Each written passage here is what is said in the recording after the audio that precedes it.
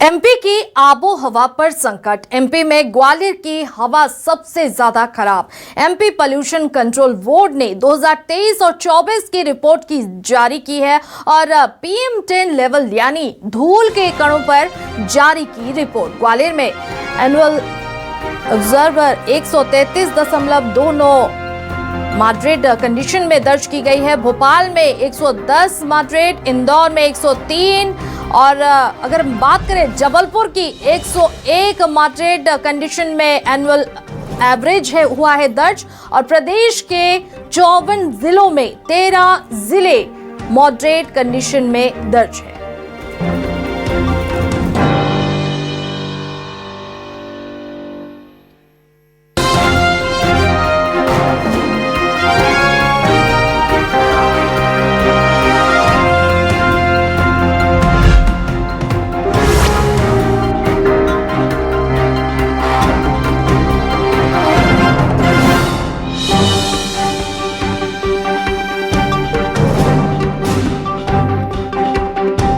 मरीज भी परेशान है और खास करके अब देख सकते हैं किस तरीके से ग्वालियर की आबोहवा सबसे ज्यादा प्रदूषित है। खतरनाक स्तर पर पार कर गया है AQI स्तर और ग्वालियर में हवा खराब होने के कारण बच्चे, बुजुर्ग, दमा और अस्थमा के मरीजों पर भी असर पड़ रहा है।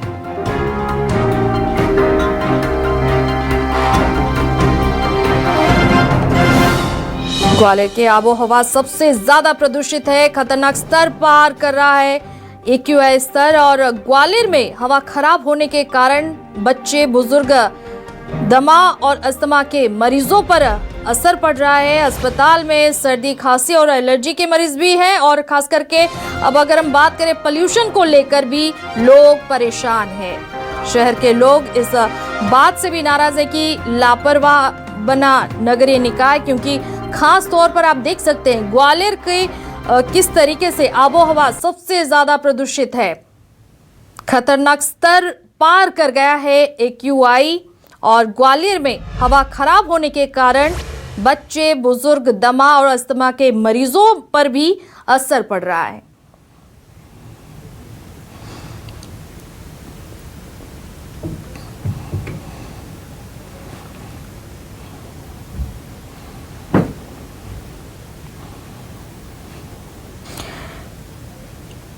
एमपी की हवा में नहीं हो रहा है सुधार। ग्वालियर की बात करें हम, इस खबर पर ज्यादा जानकारी के लिए हमारे साथ जुड़े हैं हमारे संवाददाता करण मिश्रा। करण, एमपी की हवा में नहीं हो रहा है सुधार, शासन प्रशासन ने कोई इंतजाम किया है क्या इसको लेकर?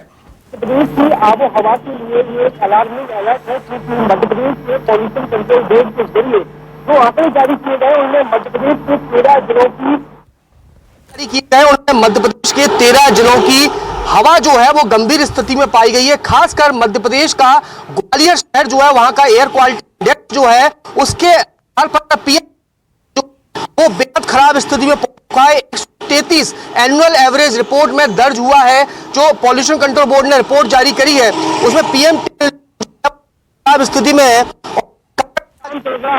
CND बेस्ट यानी जो कंस्ट्रक्शन का काम चल रहा है या फिर कंस्ट्रक्शन जुड़े हुए मटेरियल का जो परिवहन किया जा रहा है उनको पूरी तरह से पालन ना होना, कंस्ट्रक्शन मटेरियल का सड़क पर गिरना और जैसे कि ये तस्वीर आप देख रहे हैं जो मट्टी लेकर जा रहा था वाहन उसे सड़क पर इसने खड़ा दिया है और यहाँ से अब जो वाहन गुजर रहे हैं उसके चलते यहाँ दिया है और यहाँ से अब जो वाहन गुजर रहे हैं उसके चलते यहाँ पर धूल के कण यानी PM10 जो लेवल होता है वो धूल के कण को जाहिर करता है, उसकी रिपोर्ट बताता है। और ये धूल के कण जो हैं वो खासकर जो अस्थमा के मरीज हैं, इसके अलावा 5 साल से कम उम्र के बच्चे हैं, उनके लिए बेहद घातक हो चुका है।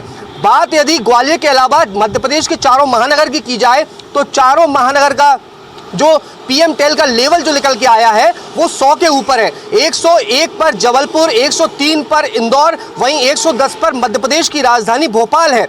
और ये आंकड़े कहीं ना कहीं चिंता वाली बात है, क्योंकि महज मध्य प्रदेश के 54 जिलों के अंदर मात्र 4 जिले ऐसे हैं जिनकी कंडीशन बेहतर बताई गई है और उसके अलावा 37 जिले ऐसे हैं जहां की सेटिस्फैक्ट्री कंडीशन मतलब उसे संतोषजनक स्थिति में माना जा सकता है, लेकिन वो भी स्वास्थ्य के लिए अच्छे नहीं है। और जो धूल के कण की जो सबसे बड़ी परेशानी होती है है। जब इस तरह के CND बेस्ट निकलते हैं तो देखिए आप यहाँ पर एक पेड़ मौजूद है और इस पेड़ पर यदि एक डंडे से यदि हल्का सा हाथ इसके ऊपर मारा जाएगा तो आप देख सकते हैं कि किस तरह से धूल जो है यहाँ से झड़ती हुई नजर आ रही है।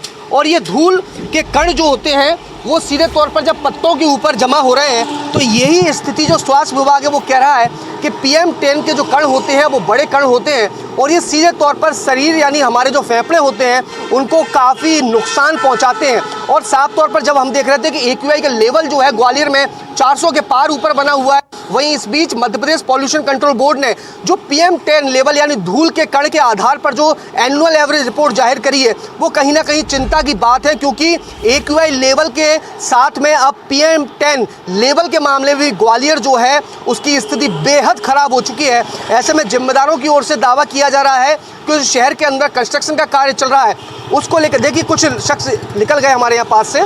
कुछ लोग जो भी लोग यहाँ से गुजर रहे हैं वो कहीं ना कहीं कोशिश कर रहे हैं कि चेहरे को कवर किया जाए। वहीं दूसरी ओर जिम्मेदारों की ओर से स्पष्ट निर्देश जारी किए गए कि शहर के अंदर जो भी कंस्ट्रक्शन का काम किया जा रहा है उन्हें ग्रीन शेड या फिर टीन शेड से कवर करके किया जाए। जो कंस्ट्रक्शन जुड़े हुए वाहन सड़कों से गुजर रहे हैं वो प्रॉपर कवर करके उनको निकले ताकि शहर में इस तरह के मटेरियल सड़कों पर ना फैले और लोग स्वस्थ रह सकें। जी करण, अगर अब बात करें नगरीय निकाय और जिला प्रशासन इस पर लगाम लगाने के लिए कोई इंतजाम कर रही है, ठोस कदम उठा रही है क्या?